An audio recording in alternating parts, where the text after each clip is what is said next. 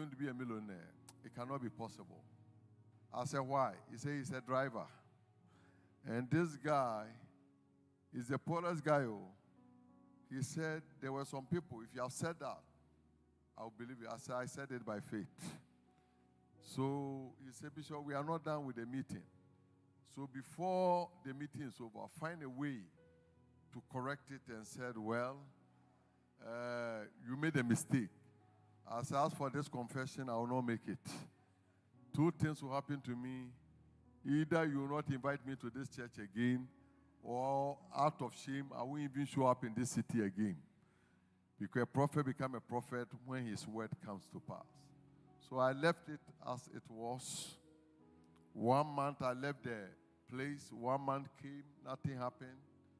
2 months came, nothing happened. 3 months came, nothing happened. The 4th month, I was there, my phone rang, and it was a pastor. I didn't want to pick it because I didn't know whether he was going to call me a false prophet or whatever it is. So I gathered courage, and I said, what is going on? What is going on? He said, Bishop, you can't believe what has happened. I said, I don't live in a dream world. I mean, tell me what has happened. He said, guy that you prophesy is a millionaire. I started shouting. I said, I told you. You see, preachers. Me, myself, I don't know whether I believe it or I didn't believe it. I said that I know that this guy will become a millionaire. I asked the pastor, what happened? He said, Bishop, after you left, 4 months after, the boss called, or the boss has got a son and a daughter. Not knowing all this why this man was dying, he has been diagnosed with leukemia, cancer. He has fought and life was not getting better. So the doctor said, you have 21 days to live. So he called the son and the daughter and said, okay, you guys, I've made it in this part of the world. I have a house in the U.S., I have a house in the UK, I have a house in this city. I'm about to die. So what do we do? He brought his lawyers. He said, let's write the will. Whatever you want, let's put it. So the first son mentioned the things that he wants. They put it in the will.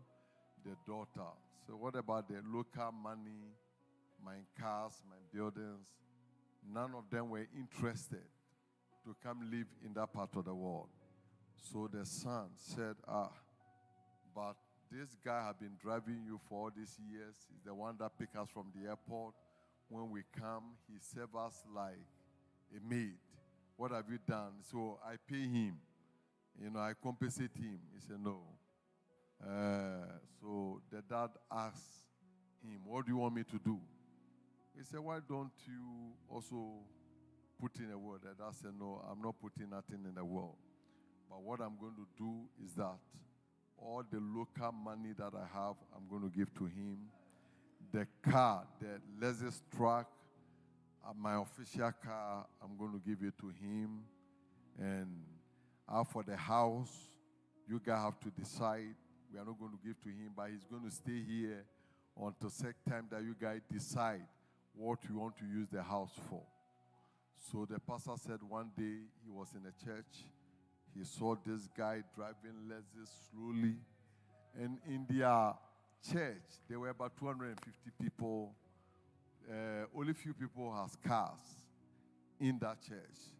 So the ushers drew his attention that, hey, today God is bringing some powerful guy to this church. So the pastor put on his coat. He came to the parking lot just to come and meet this man with the Lexus. This guy have rolled the glasses and driving slowly. And then the pastor got there. He rolled the glass. The pastor saw him, he became angry. He said, buddy, why are you doing this kind of things? He said, Pastor, you don't understand. He said, I'm a new boss in my master's house. And the guy began to tell the pastor this what has happened. He said, Bishop said it. And today it has come to pass. There's a proper prophet in this city, in the city of Accra. I met him in 1991. Victory invited me to come raise money for their church building, land.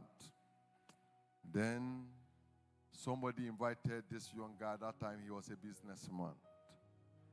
People didn't show up at the fundraising, so we couldn't realize a lot of money. But I mentioned the amount, all right, that this is how much we need. That young man walked from the back and brought a check on the same amount of the money. I was moved. I spoke over his life. I said, gentlemen, the Lord said I should tell you, even if you want to be poor, it is too late, really, for you. I prayed for him. I never saw him until I left for the U.S. for many years, over 2 decades. I came back, and that guy has become a prophet. Within the last 3 years, he has donated over 300 cars. With cars, I mean, if I mention his name, most of you will know him here, so I don't like mentioning. I was with him last week, I mean, you know, and he will tell the church, this is the man through which I made my